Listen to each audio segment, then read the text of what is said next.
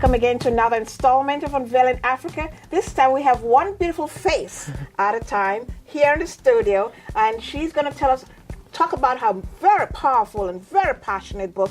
I mean, I thought I'd read it all until I got the audacity to finish. And what she did was truly an audacity to finish. And she's going to tell us how this came about, where this came from, and how she put this in words, on paper, and still convey that powerful message, that powerful story about her experience. And what an experience for such a young lady, both in heart and spirit. So we'll welcome our author, our guest tonight. Unveiling Africa is so pleased to have her here on our show. Her name is Laura Zamor. Am I saying it right? Yes. Zamor. Yes. I love that name, Zamor. Thank nice you. to welcome. Thank Nice you to have you me. here. Thank you for you having me. You're so welcome. You're so welcome. Thank and you. thank you for writing this book. Thank you for receiving it. I'm totally in awe of the powerful message you've put in here. I thought I'd read it all, like I said, right. But this one touched my heart, okay. Touched my skin, touched every bit part of me. Thank you. So tell us a little bit about who you are, okay. where you're from, yes, and then we'll get into the book. Absolutely. So, like you mentioned, my name is Laura Zamor. By profession, I am a New York City school counselor. Okay. So I was trained in counseling, wellness, and within a school setting. I have student affairs background, so I was a resident director at a private Jesuit university in New York City for a little while. Wow. But my background, my beginning plateau training was in journalism. So I graduated from Binghamton University with a degree in rhetoric and global culture. Wow. So I have an affinity for reading and for, human feature stories, seeing what the seed of intention behind people's lives, and just putting those stories to paper. So that's essentially my makeup. But my family hails from Haiti. Okay. My mother is from Leogan. I'm very proud of that. And my father hails from Cavaillon. And it's really interesting because I ended up marrying someone from Cavaillon. Yeah, who's just in the city from Cavaillon. They call it Lekai or Okai. Okay. So that's a little bit about where I'm from. And I was raised in the Bronx, New York. Okay. Yeah. You're a powerful lady. Thank you so much. You put it all so together that I'm in awe of you just listening to how you convey this message again verbally. But tell us now, how did audacity to finish come about? In the Haitian community, there's a phrase, audacité, audacieux. It's considered pejorative. It's considered like you're out of order. I think Jamaicans would say you're out of line, you're out of order. So for the Haitian community, when someone calls you audacieux, that means like you have a lot of nerve. Yes. I thought so too. Yes. You have a lot of nerve. And so for me, what I had been through in reflection, I am now 32, and the crux of this book is really focusing on the journey between 21 and 25. Yes, I realized that, Laura, you have a lot of nerve to be continuously picking up, after stumbling block after stumbling block. And I think sometimes when people hear the word or the phrase stumbling block, you're thinking that you did something wrong. No. Exactly. Yeah. So for me, using that title, I always say that it came from my mom always saying to me, girl, you have a lot of nerve. Audacieux, And I said, well, maybe that's true. Maybe that's part of my character, is that having that audacity, because I know that God had given me a mission, and he continues to remind me that every time you encounter one of these storms or these tribulations, whatever it is, you need to get back up and be about the business, because you're not done. That's it. That's right. That's that's really, really the message, actually. Yeah. That you cannot give up. Yes. Do not quit. Right. And you know what? With God on your side, yes, or God's got your back, you're gonna make it. Absolutely. And you did. Yeah. By His grace. Yes, amen. So I read, there's so much in here that I wanted to ask you about. Okay. And permit me if I'm not gonna give too much away so that people can actually get the books in their hands. Okay. and talk about this thing. But one of the things I found very fascinating and really resonated in my own life is the fact that people had stereotypes. Yes. Or stereotypical beliefs about Haitians. Yes, I correct. must confess, I was one of them. Okay. To a certain degree. Okay. Because I thought Haitians were very proud, arrogant, yes, and full of themselves.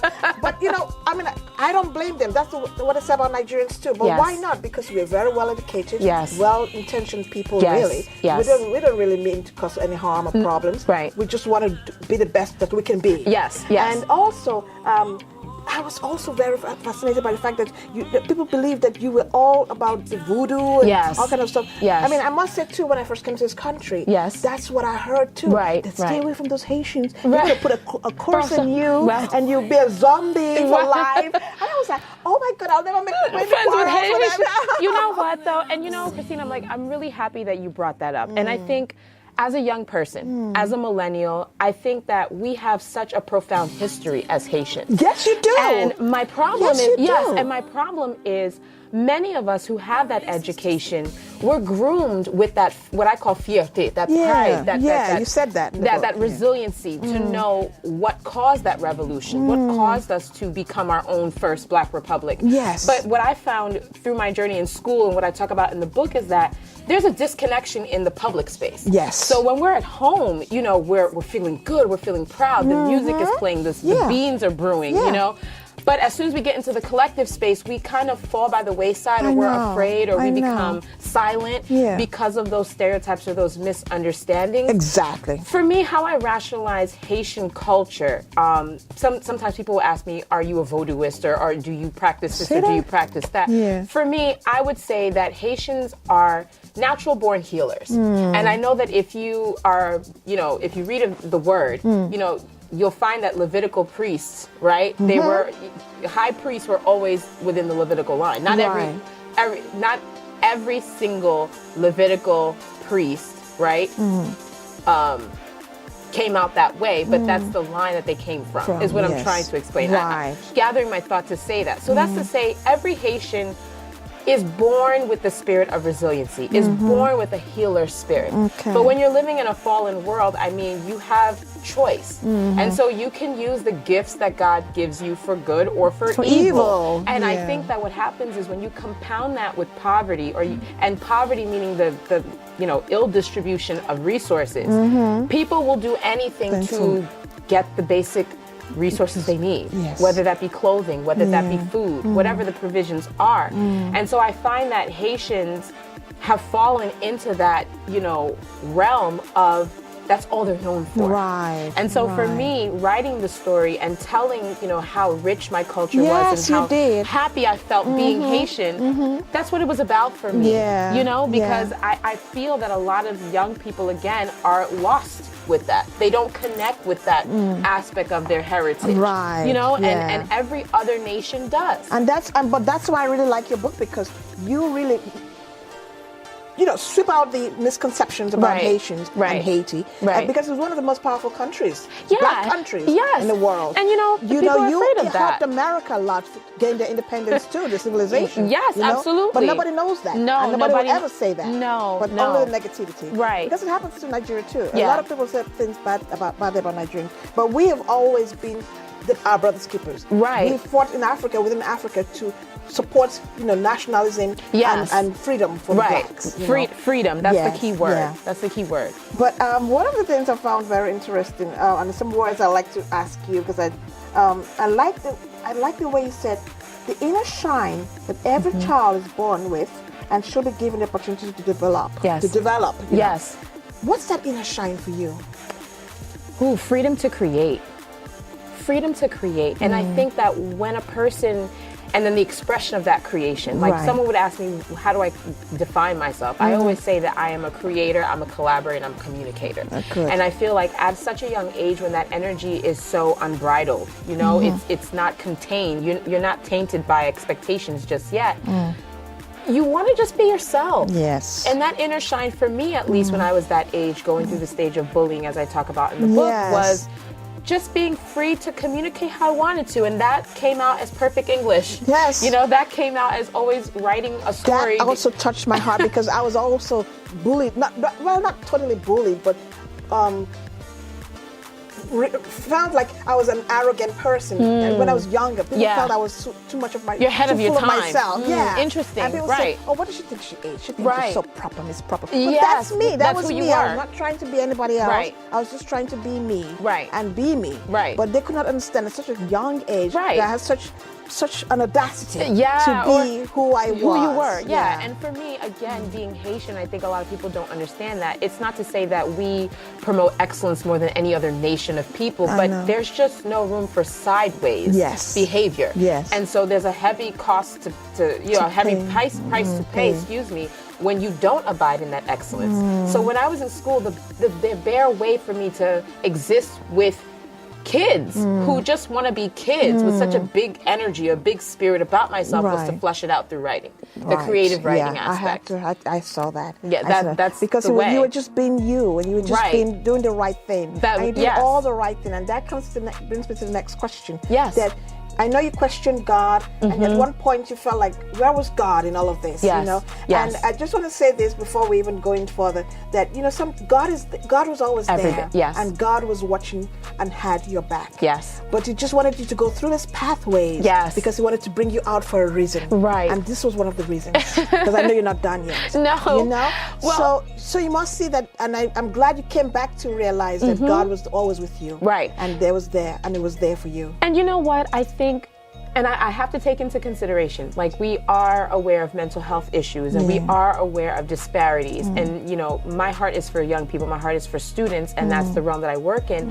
And I do notice that there are students who don't have that intrinsic support or that intrinsic sense of self. So for me, I know for myself that it was a transformative experience. And I know that I was permitted because my personal belief is that God is, as you mentioned, always with us. And if things that are what you consider harrowing or disturbing and we get through them, it's because it was for a transformative purpose. Precisely. You know, but I do caution, and I am aware that there are some students who may not see that. And so I think that's the reason why I was so transparent with the writing of the story, is because I needed students to see that just because God's hand is over your life does not mean it's going to be easy. Exactly. You have to just keep going. You just have to keep moving. You just have to keep your seat of belief. Yes. You know, and it may not always appear that way initially. It may not always. So at that point, and I really crave the way you said, you know, in all of this, my family stuck by me, especially your parents. Yes. You know, Yes. what a harrowing time for them. Yeah. You know, and never giving up on you. Right. They were always still encouraging. Absolutely. You know, I mean, I just couldn't. That was so touching. I said, oh my Right. God, the beauty of a mother and a father who Right. truly love the child. And you know what? I think when people are asking me, like, who is the book for, I say that it's for parents as well. Yes. Just for what you're mentioning is that Yes. sometimes you'll see your student, you know, you've sent them off into this new bubbling experience in their life, and you see it, they're prospering and they're bringing in all these accolades. What happens when something of this type of magnitude happens? You know, are you going to sit and accuse your student? Or your child, rather? Are you going to say you brought this on yourself? Exactly. What were you doing to wrong, elicit? Exactly, which is something that's very prevalent in our communities, Nigerians and Haitians alike, especially when you are within the faith abiding community. You're thinking that, well, you must have done something to provoke God's wrath. You know, there are a lot of judgmental responses. And for students and for families, I wanted to bring about that dialogue. You know, that dialogue of restoration. You know, a lot of Christians. That's well put. Dialogue of restoration. Yes, and that's really part of my movement, my seat of belief, is that when students go through these things and they fall off the wagon, like people would say, what is the response? Is it support? Is it judgment? Is it accusation? Is it abandonment? As a student, you're already feeling the sense of shame. You're already feeling the sense of guilt. So what can happen if families, you know, absent? Absent. So I really like it because you really touched on every aspect of human life, of human living. You know, talked about bullying, which is a big deal today. People committing suicide. I see you try to do that, but mother saved the day, and I'm glad that she was there for you. You know, and also you talked about you know, just overcoming, you know, hatred for being who you want to be. And also dealing with normal relationships, you know, like trying to get back into life again, and dealing with men and your soulmate. You talked about it. You touched on every aspect. I tried. So, and everyone can find a place in this book and can learn from it. Thank you. You know, this is a powerful book. Thank you so much. It's small, but great reading. Okay. Beautiful use of language, English language. I can see why they hate you, because I would hate you too if I didn't have good command of language. but also in a short little book, you wrote everything that a human being needs to survive. Thank you. And I think this will be like the next book to the Bible. You know? I dare to say that. I dare to say that. You know. But I like the way it ends, and you said the audacity to finish was, first of all, going back to school, going back to conquer your fears. Yes. How was that? How did you feel walking into that room? Because not everyone can do what you did. I don't even know if I could do that. You know what? At that time, I will be completely transparent. I didn't think I could do it either. I didn't. I will tell you honestly, as a writer, I just kept writing things down. And after getting and discovering the passages as I decree in the book, I'm not giving it away to potential readers. Yeah, so that people can get something. Absolutely. Like, I picked up passages that fed my soul. And I know that not everyone will connect with that, but those who are searching for an anchor, that's what it did for me. It challenged me really to say, if I am a believer, if I do believe in God and I believe these things to be true, I have to test them. Yes. And sometimes as believers, we're waiting for things to happen to us instead of initiating. That's true. Because of fear. That's true. You know? That's true. So to answer your question, I was really scared. I was like, I'm 25 years old. I don't feel 25. I feel like I've been sleeping this entire time and I'm about to do this by myself, you know? But when I step back on that campus, it's like a breath of fresh air. It's like I never left. It's like you said that. It was a pause. You said that. Yes, it felt like a pause, and I had been given the privilege, to press play. Yeah. At the right time. At the right time. Yeah. And so it was such a monumental experience for me. I remember coming off the Vestal Parkway, crying in the parking lot, like, wow, Lord, like, we're about to do this. Yes, we're here again. Yeah. So. And, another thing again I found fascinating about this book was the fact that you segued into your complete reaffirmation of yourself and recollection of yourself, and your spouse. Yes. I mean, that was a very interesting love relationship there. Yes. It was like a love story within this whole story. Yes. It was so powerful. Yes. I mean, you started off with depression and bullying. You started with bullying, then depression, then this. And may I ask you, till today, until this moment, I still do not believe in what you call spiritual attacks. And what can you explain that to us within the realm of, human right. Yeah. So essentially what can happen is, and I'm glad because I know that this is a question that has caused some type of dissension or commotion. And so essentially spiritual attack, whether you come from a root work community, meaning energy, okay? We're living in an environment, we're living in a world where we understand that you have your mental body, which is, the brain and your chemical waves. And I am not a doctor. I don't diagnose people or anything of that nature.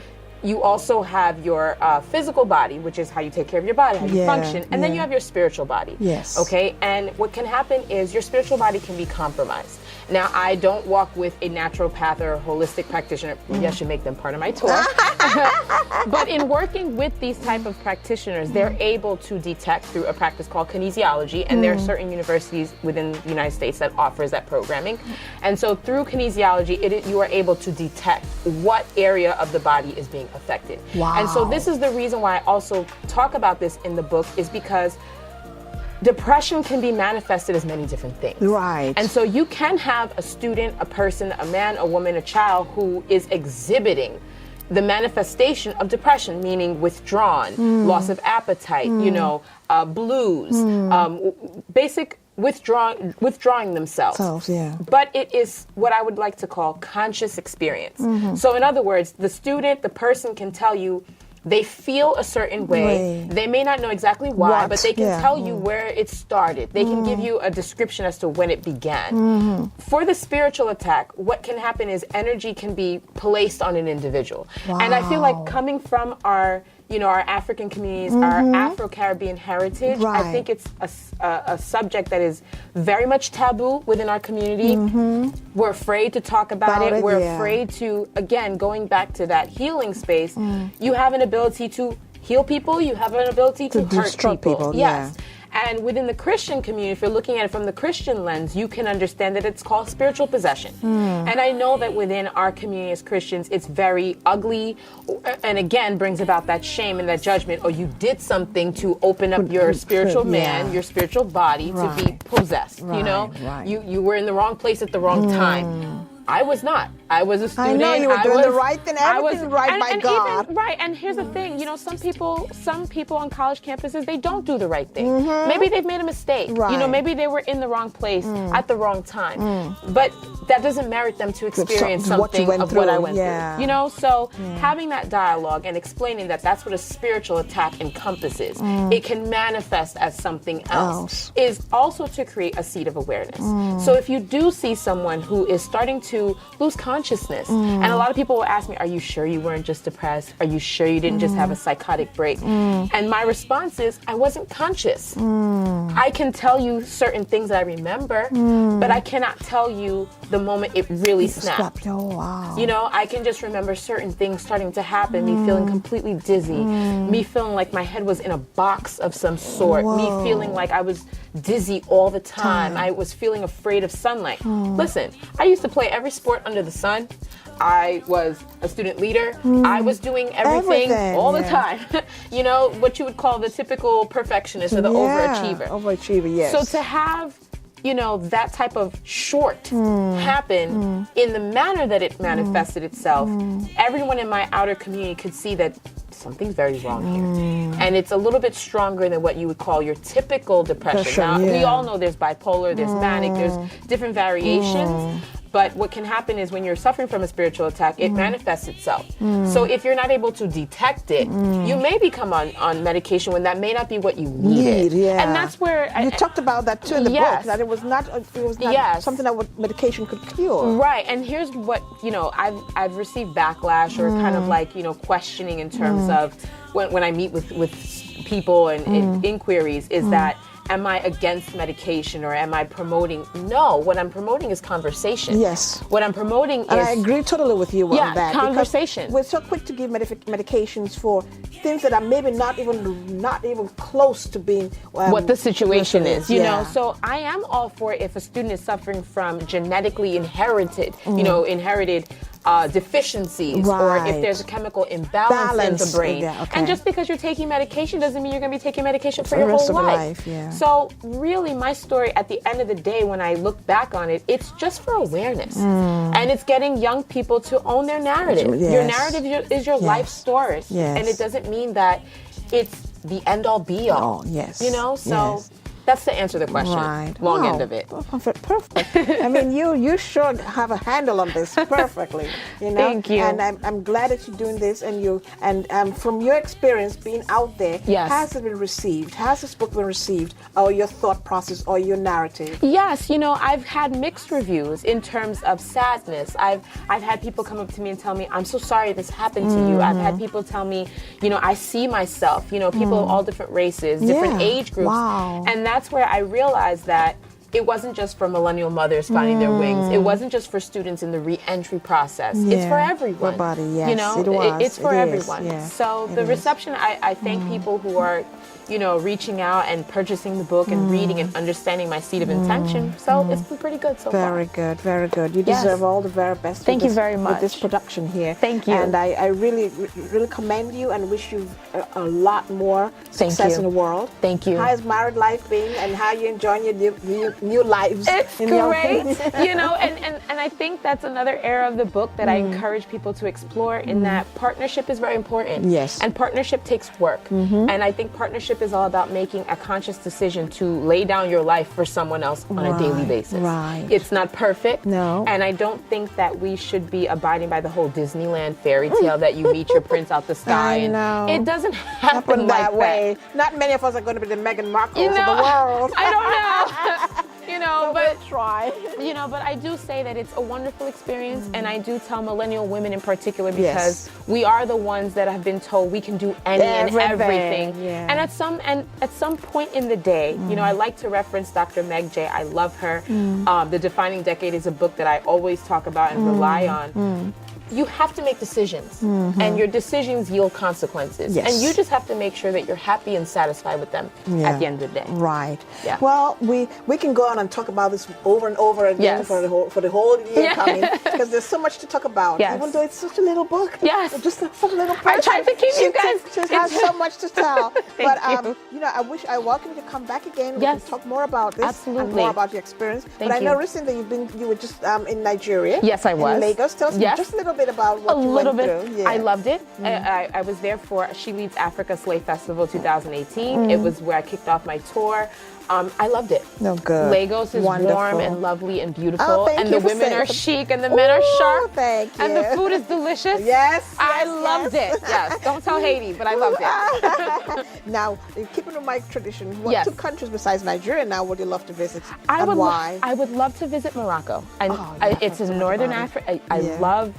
I read something, Dreams of Trespass, when I went back to school by Bernisi, and I just connected with it. And for me, travel is all about my soul, and I really enjoyed that work. That's the first place, and the second place would be Sierra Leone. Okay, that's another good place. Yeah, and no particular reason, just that I love it, and I've heard so many good things about it, so I'd like to go there. Wow, wonderful. I think you're the first Sierra Leonean to tell me. Yes. First Sierra Leonean visitor. Okay. I have gotten here. Yeah. Yeah, but that's very good. Yeah. Did you like what particular food in Nigeria did you like? Okay, so I don't want to be stereotypical, but I'm a jollof person. That's nice. That's nice. I really enjoy with any type of meat. Stew meat. Stew meat is the best meat. Oh, for me. wow. Yeah. You must have had fun. I had a great time. Yeah. And I can't wait to go back. So, thank you so much. I always call you Zamor. Yes. Or Laura. Yes. Because I love that Either's name. fine. But tell me this. What legacy do you want to leave behind with this book or with your life in general? That's a wonderful question. I think I would like to leave a legacy that I was a creator, I was a communicator, and I was a teacher. Okay. I think I used my life's pain and my life's experience to heal and to restore and to teach. I'm not a quitter. Not a quitter. Yeah. I'll take that. Yeah. Well, thank you so much for coming Thank here. you for having Do you want to me. share your social media Yes. handles with Sure. our viewers so they can reach you Not a to problem. get this book? Yes. I encourage you all to do so. Thank too. you.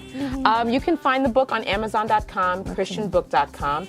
And as far as reaching me, you can reach me at Mrs. Zamor, MRS_Zamor, ZAMOR. And for my counseling and consultation firm, which I will be launching soon, you can find that at LHP LLC 2018. LLC 2018. Yes, ma'am. Okay. All right. Yes. Congratulations Thank again. you so much for having me. And doing well. Thank you. Doing great. Not Thank just you. well. Thank you. You know, we wish you and encourage you all Thank to you. get hold of this book. I'm telling you, I know I was recommending these books to you, but but this one in particular touched me, did something to me. I think reincarnated me. Thank you. But besides that, I think it touches every one of us, and you will find out why. But I also encourage my viewers, because of you, that we continue to bring the very best of Africa, of black people around the world, people who are Africans, just by being in love of the continent. You heard Laura say here now she was in Lagos, Nigeria, and she had a wonderful time. Yes. We encourage you to come visit, to come watch my show, and we'll travel around the continent and learn to get to know more about Africa. Africa is not a dark continent that you once were told about. This is a brisk, growing continent, and we'll encourage you and welcome you to visit us. Thank you for watching me. I'm your host again, Kristen Daka MacHarry of Unveiling Africa. Visit my new website, unveilingourafrica.com, and we will share more, and you tell me more of what you want to see, and we'll bring it to you. Once again, I thank you for coming. Thank you. Thank you for having me. Welcome. Thank you. Thank you. Goodbye, and see you next time. Love you. Peace. That was really good. Thank you. I'm so proud Thank of you. you so much. I love what you do. Thank you and so keep much. in touch. Do Yes, not be a absolutely. stranger. No, I will We'll not. share. Thank you. Thank you. Thank you so much. You're welcome. It was such an honor. Thank you.